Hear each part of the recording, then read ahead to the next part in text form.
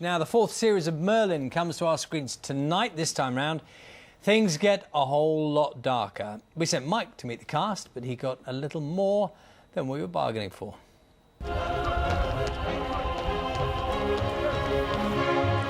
I strode into Camelot wearing my chainmail with pride. It's more important than ever to be a team player this year because Arthur now has the Knights of Camelot to support him. While at first it was a tall order getting noticed, once the food and wine flowed, I really started to feel like I was one of the boys. But someone had other ideas and was determined to change me into someone more sinister. In Series 4, Morgana is hell-bent on destroying anyone who might disrupt her plans, and she wasn't going to miss this chance to persuade me to join her cause. Come sit at my round table. It's so much more fun being bad.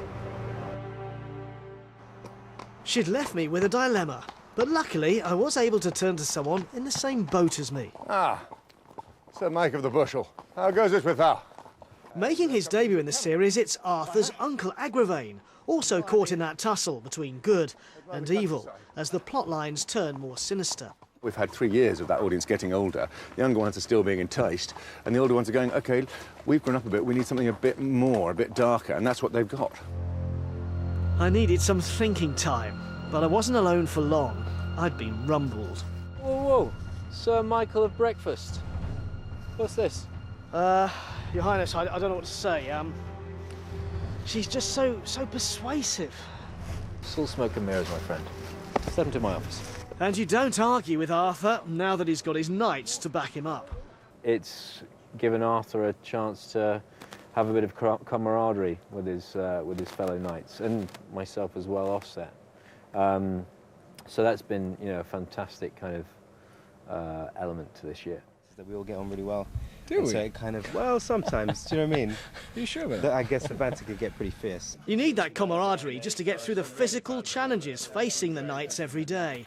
I am more than capable with the lance. My trusty steed obeys my every command. And I carried myself with great dignity in front of the prince. So, Bradley, what sort of things have been different about this? Anyway, back to our story and an insight into what's in store if I get in with the wrong crowd.